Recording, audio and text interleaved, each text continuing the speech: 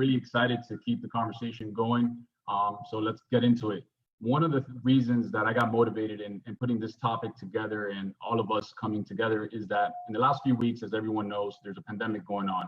And there's a lot of conversation around finances, business decisions, the stock market, et cetera.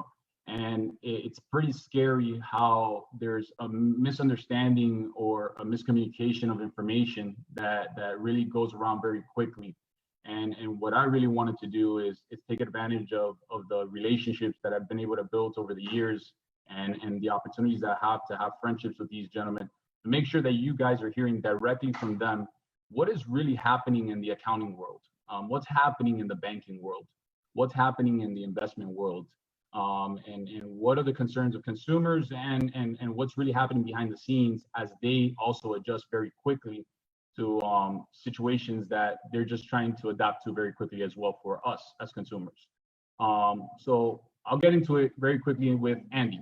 Andy, one of the topics that has come up a lot and the concern is around, the stock market and whether or not we should continue to invest into the stock market, whether we should pull out our portfolios, and for some employees, what should we do with our 401k? Can you give us some insight around that and educate us a little bit around there? Yeah, of course, Carl. I think the biggest thing that we have to take into consideration here is that everybody's situations are going to be unique, regardless of what's happening in the market right now. Okay. Whenever you're looking at your financial situation, you should understand what your goals are before you start, acting accordingly. Right. So, what some of the things that you're hearing right now is that this is an excellent time to be buying. The market is really, really cheap. And there's no doubt that that's true. Right. I mean, if you want to compare what the market is like right now, it would be, if you want to compare it to, let's say, foreclosures. Right. I mean, the houses in a foreclosure are on sale. So right now the market is on sale. Okay. But that doesn't necessarily mean for everyone that they should be jumping into the market, because ultimately what it comes down to is what your cash flow looks like. And if you have the ability, if you have the resources to be able to jump into the market, then yeah, sure, right now is a great time. But would I suggest that you do that with the last like $500 or $1,000 that you have in your bank account? Absolutely not. I think the priority that people should recognize is, one of the things that when it comes to just basic financial planning is having buckets of money. It may not be literal buckets of money that you have buried in your backyard, but it literally is, you have short-term money, you have mid-term money, and you have long-term money. And how you want to categorize that is up to you. I use a standard of, let's say, up to 2 years of short-term money. Let's say 3 to 7 years would be like mid-term money, and then 7 and beyond would be what I would consider long-term money.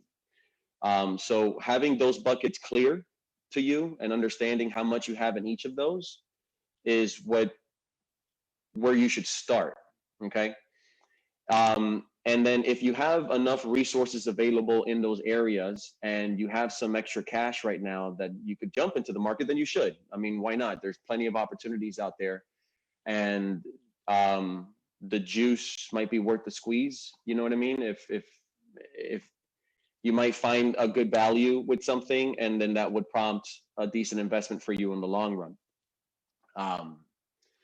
As far as 401ks are concerned, you should try to keep your investments the way you have them for as long as you can stomach it.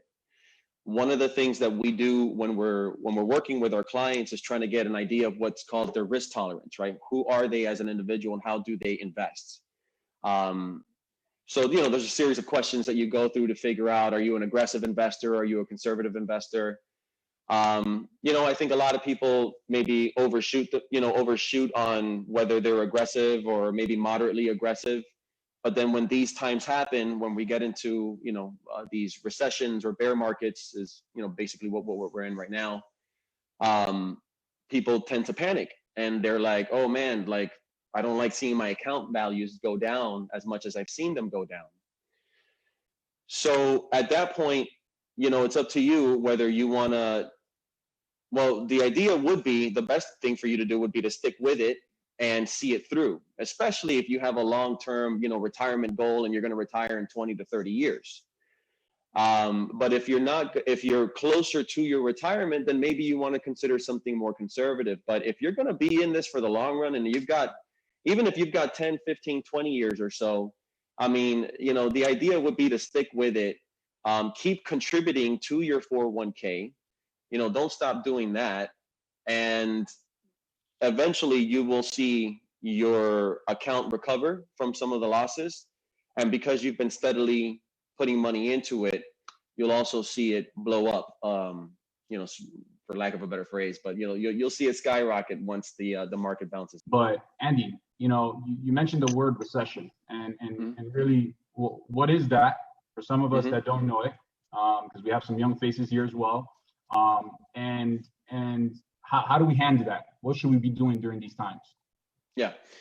So a recession is marked as, I guess the technical definition of a recession is 2 consecutive quarters of a decline in the market.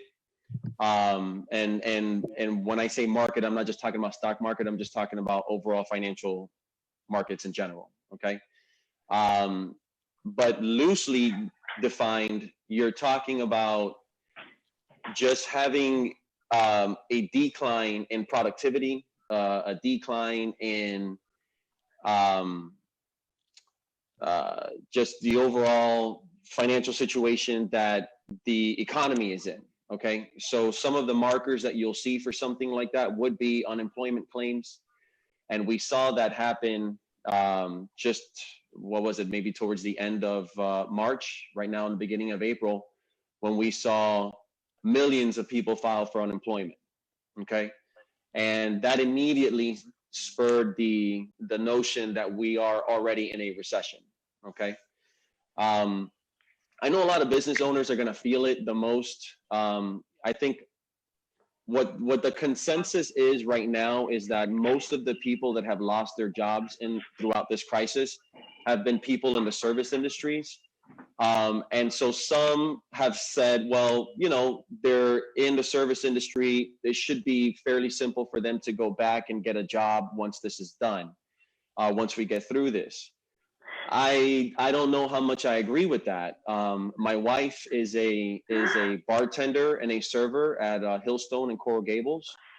And she makes, prior to all this, she was making some pretty decent money and tips over there. But they're feeling it right now. They've cut their staff down immensely to just hold on to what they can do as far as to-go orders are concerned, right? And so think of all those mom and pop restaurants that are out there right now that are some of your favorites, but because of what we're going through right now, they may not be able to hold on as much as maybe a Hillstone would. Okay, so the people that were working there may not be able to get their jobs back. Because when we do go back, how quickly are we going to just let everybody into the malls and into the restaurants at 100% capacity? Even that's something that we have to take into consideration. So for example, at Hillstone, my wife and I have been talking about how, hey, like when there is some normalcy, maybe they only go back to 25% capacity or 50% capacity and let that happen over a period of time before they can actually go back to 100% capacity. So, and that's just in the service industry. There are plenty of other industries around the country and a lot of businesses that are being affected by this. 100%. So, we're in this right now. And, how long this is going to take, how long we're going to be in these, quarantine, how long are you going to have to wear a mask when you go to the grocery store? I mean, that's yet to tell. So that's a little bit of a gist of what a recession is. The bear market is described as, a 20% decline in the stock market compared to a 52-week high. So, compared to a year ago, where are we today? And if you're down 20%, then that's considered a bear market. We're absolutely in that right now. So, these are just the things that people need to be aware of, that, yeah, this is where we're at right now. This is not just a moment of time. This is going to be like this for a little while. Now, how long? I mean, that's what we don't know. And people are always talking about, do your part, 6 feet social distancing, mask, gloves, washing your hands, all that. For how long? I don't know. That's the mystery here. So thank you, Andy.